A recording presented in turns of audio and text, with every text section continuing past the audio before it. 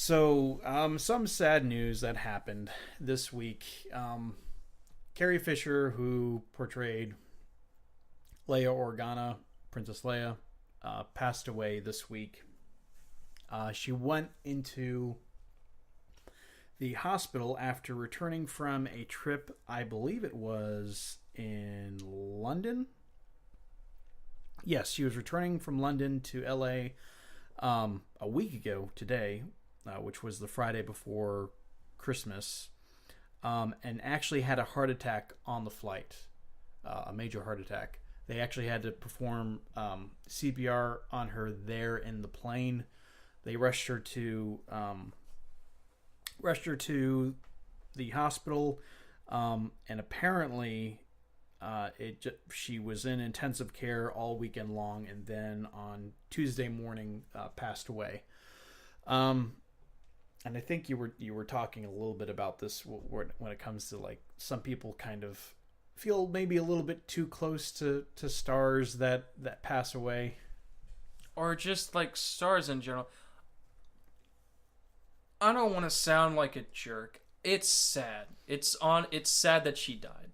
I'm not going to say that it's not sad. And, like, I feel for anyone who was, like, any family or friends that were close to her, like, it's got to be rough. Yeah. Go through that. She was only 60 years old. I mean, my dad is, like, he's either a year young. No, he's a year older than her. So, I mean, like, that's scary to think about. Yeah, and, like, it's not that I don't care about dead people.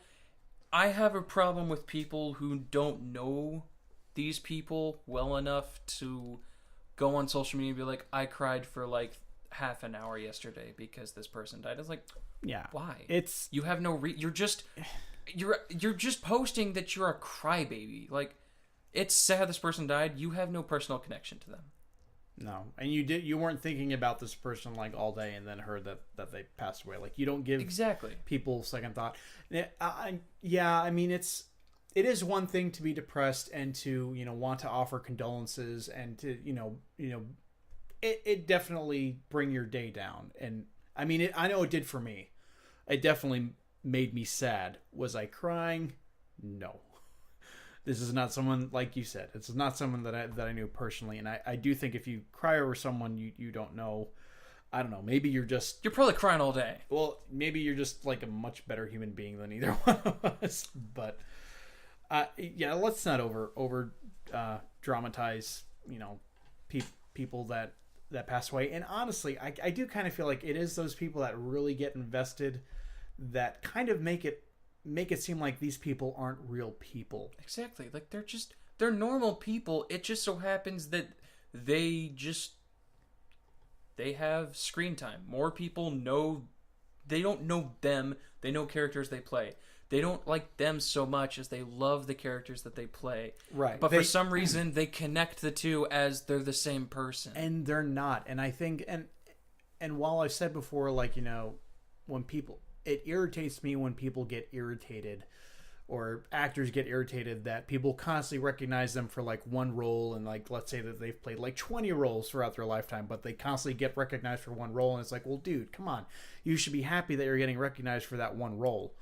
I can understand that if it was just constantly there and people thought that like Carrie Fisher was Princess Leia, because that's a character that she does. And that's honestly part of the reason why when we were talking about Harrison Ford earlier, Harrison Ford might be a little bit cranky about Han Solo. He doesn't like the Han Solo character. Probably one of the reasons why he had him killed off in Episode 7. I'm pretty sure that was part of the deal. Absolutely. Like, ever since the first movie, he's been begging them to kill him off.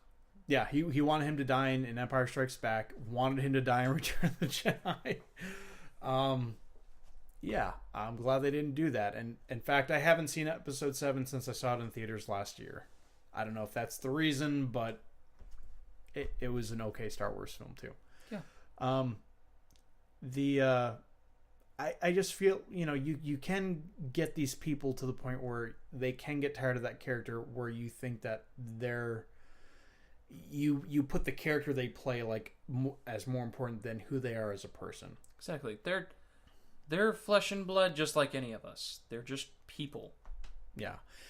And I think it also makes it more difficult for their family, the people that actually cared about them day in day out, more difficult to process because everyone's just like, oh, it's just like, come on, you didn't even know them. Exactly. It's like you're shedding tears over someone that like I was raised with, or I raised this person. It's like, what do you have to cry about? Yeah. I don't know. It's, in my eyes, it's just people being super overly sensitive and just, I don't know, crying about dumb things. Yeah. It's like I'm not saying that the death is dumb and they're a dumb person and no one should feel sad.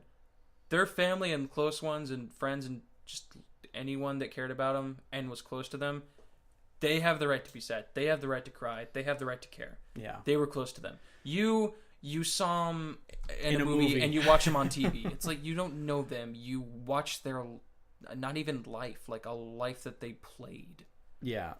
And with Carrie Fisher, I mean, outside of Star Wars, I saw her in interviews. I didn't see anything else that she starred in because it honestly wasn't all that much. But I saw her in interviews, thought she was pretty witty. And I mean, other than that, I mean, I can't really think of much else. I know that she helped with a lot of scripts in Hollywood. She was a big advocate for people suffering from mental illness. She actually had a substance abuse problem which started while, I want to say, filming Empire Strikes Back, and it continued all the way through Return of the Jedi filming. So she had an issue with substance abuse that she was actually able to overcome. So that's awesome that she was able to do that. So those are just the things that I knew about her outside of her role of Star Wars. And it's sad. It's sad because, I mean, like now, I mean, one of the things I'm going to meet it. So I feel like this is an appropriate thing. Like some people might think, like, oh, that's such a stupid thing to be worried about or to be bummed out over. It's like, no, I am bummed out because now we're going to have Star Wars Episode 8, which apparently she filmed all of her scenes already, that wrapped up over the summer. Now we're going to have some weird reason why she's not going to be in Episode 9. Or we'll probably just get another CGI Leia. Which I didn't have too much of a problem with in Rogue One. I'm going to be honest, like, I knew it was fake, but for like a second there, I was like, oh, that's CGI. Like, I had like a... Now, I thought Leia was done much better than Tarkin, who had a lot more screen time. And that could be it. That could be that, like, we just saw him more often. Because, like, I looked at him and I was like, I feel like I'm watching Clone Wars right now. But see, no. I'm pretty sure, like, Leia, I think they got down very well. With Tarkin, two things. When they CG characters, they tend to make their mouth movements like a little bit overemphasized. Like they're really, it's like everyone talks like this when they're CG. And when you watch something from Pixar, that's what everything is overemphasized. But that's cartoony. It's supposed to look that way. Also, his eyes were too big. Like his eyes were really cartoony, and I think they do that to be expressive. But it's like, no, you if you make them bigger than they were in real life, then he's going to look like he belongs in Clone Wars. Which That's exactly what I thought throughout the whole thing. And people that I went to go see the movie, they were like, oh man, I thought it was really cool when he was there. I was like, I didn't. Yeah. Like, he looked almost animated. He was obviously CG. I think Leia, I mean, yes, it was apparent that it was CG because they're not going to get Carrie Fisher to look like that. Yeah. But I was like, wow. It felt like they took their time on more time on those few seconds than they did with Tarkin with all of his screen time. So yeah, I thought that was well done in the movie. But I mean, yeah, I don't know what they're gonna do with Episode 9.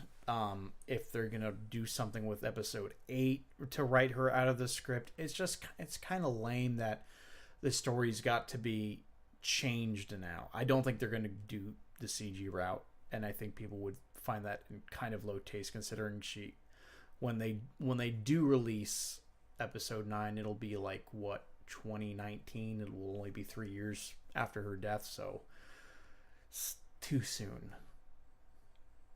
Oh, they'll probably put her name at the end of the next movie, like in memory of. Yeah, probably.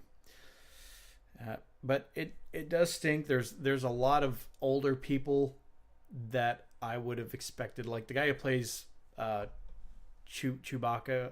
I think his name is like Mayhew is his last name.